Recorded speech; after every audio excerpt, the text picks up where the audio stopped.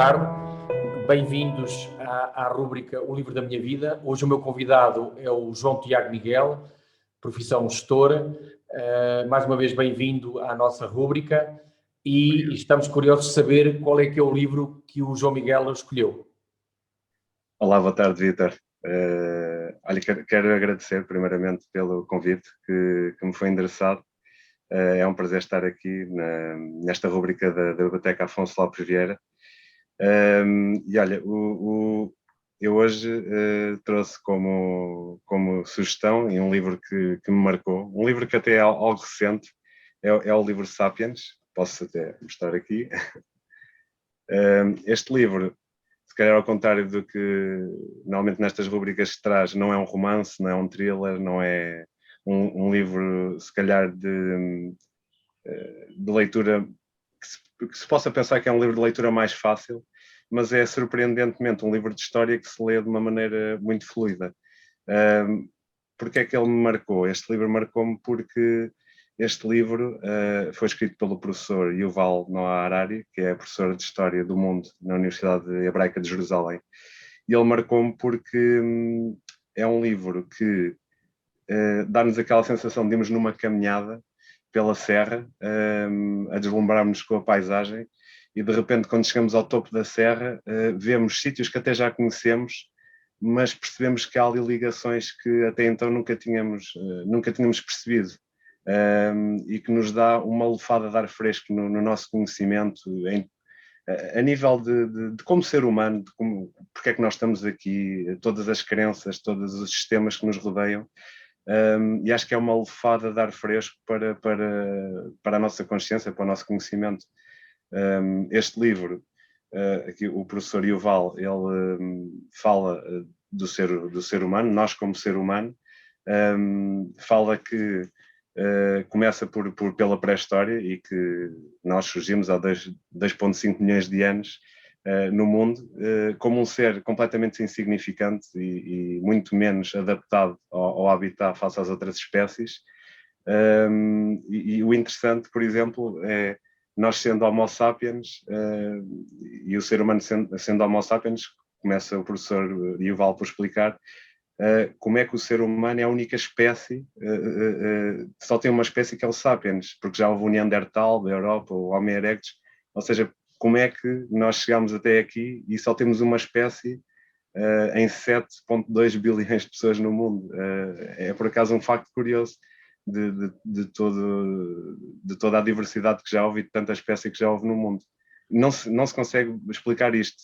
Em 2010 eles até já fizeram um mapeamento do genoma humano do Neandertal, e até se fala agora em tentar renascer essa espécie, mas há toda a questão da ética, e acho isso interessantíssimo. Depois, assim muito resumidamente, neste livro fala-se na evolução da humanidade e que a humanidade tem três grandes, há aqui a proposta de 3 grandes revoluções, que é a revolução cognitiva, que aconteceu há 70 mil anos atrás, depois a revolução neste caso agrícola, e a revolução científica. Isto, muito resumidamente, o Homo sapiens veio da África Oriental, e foi daí que há 70 mil anos, com a revolução cognitiva, nós começámos, não se percebe bem como é que também se houve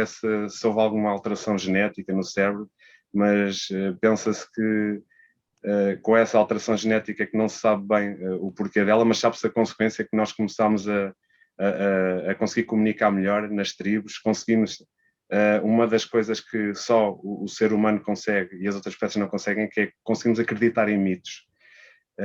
E conseguindo acreditar em mitos, nós conseguimos objetivos comuns.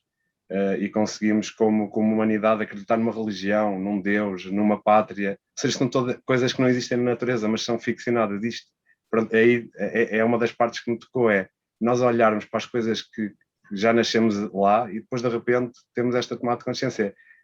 Nós acreditamos num Deus ou não, ou acreditamos nos valores de um Estado, nos direitos humanos. São tudo coisas que só com essa revolução cognitiva é que o ser humano conseguiu acreditar. Porque obviamente os nossos parentes mais próximos são os chimpanzés a nível genético, e nós não conseguimos, eles não acreditam, né? Não conseguimos educar um chimpanzé a ter uma crença num Estado, numa religião. Isso fez com que, com essa crença em mitos, e nós conseguimos comunicar melhor, conseguimos aquele limite de 105. Os sociólogos dizem que um grupo só é gerível até 150 pessoas, porque nós só conseguimos conhecer verdadeiramente 150 pessoas. Mas com estas crenças em mitos, nós conseguimos crescer as nossas tribos, e depois num dado momento da história, há 10 mil anos atrás, então deu-se a Revolução Agrícola, porque com as tribos a crescer, também começámos a domesticar o trigo, o milho, os animais, e o curioso também aí na Revolução Agrícola é que, por exemplo, muitos dos nossos alimentos de hoje, como por exemplo o arroz, o trigo, a própria cevada, há vestígios disso de civilizações, neste caso ainda meio nómadas, de 10 mil anos atrás, 9 mil anos atrás. É inacreditável. Com isso conseguimos construir os grandes impérios, o Império Egípcio, Faraónico, Romano, porque conseguimos alimentar grandes populações mundiais, se bem que o professor Yuval Noah Harari fala disto como uma das grandes, digamos que é uma das grandes falhas da história, a Revolução Agrícola, porque diz que perdemos grande qualidade, começámos a não diversificar a nossa alimentação, e não foi o facto dessa Revolução Agrícola que até nos trouxe melhores dias, porque as pessoas também com vidas duras acabaram por também ser um bocado vítimas dessas revoluções. Depois também veio a Revolução Científica, e aí já a tocar mais nos nossos tempos, com os grandes impérios europeus, em que, por exemplo, o português, o espanhol, o holandês, em que começámos com essa colonização e com essa querer conhecer o mundo, também se queria mais poder e queria-se que a economia florescesse. E chegámos então a este ponto em que a Revolução Científica, nós assumimos nesta Revolução Científica que não conhecemos as coisas, porque antes disso o que as religiões não explicavam não interessava à humanidade, e então surgiram novos temas com essa Revolução Científica.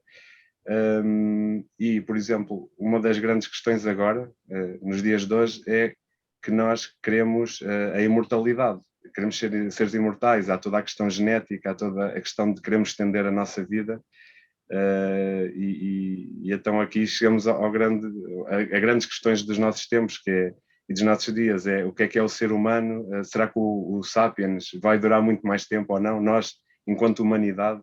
E são perguntas que agora, como em plena pandemia, acho que toda a gente tem algumas dúvidas de será que é sustentável este modelo de vida, e este livro toca aqui em coisas que vai-nos buscar mesmo o que é nós enquanto ser humano lá do fundo da nossa existência, porque não é só estas questões de religião, mas também economia, a nível político, a nível de ambiente. Vai tocar aqui numa panóplia de coisas, e realmente este livro tocou-me. É uma prosa muito bem escrita e ao mesmo tempo fluida, e que quando uma pessoa olha para um livro de quase 500 páginas pensa, se calhar isto vai ser duro, vai ser um livro que vou lendo aos bocados, mas depois revela-se completamente apaixonante, por nos abrir tantos horizontes.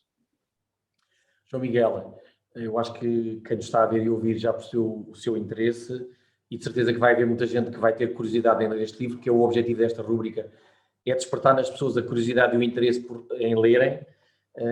Em nome da Biblioteca Municipal Afonso Lopes Vieira, tenho que agradecer a sua participação, foi excelente, e portanto até uma próxima atividade, e muito obrigado pela participação. Obrigado, Vítor. Até sempre, e boas leituras. Muito obrigado, bom dia. Obrigado.